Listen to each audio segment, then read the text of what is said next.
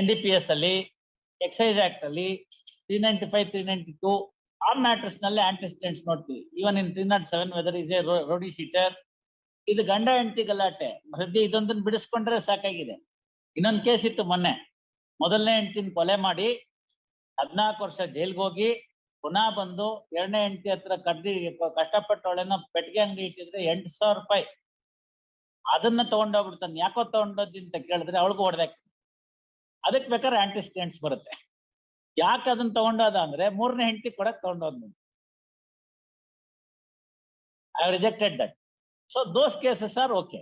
But ಇಲ್ಲೇನಿದೆ, if you want to have a settlement wholesale, go to the family court, settle the matter. ಅವರಂತೂ ನಿಮ್ಗೆ ವಾಪಸ್ ಕಳ್ಸೋದಿಲ್ಲ.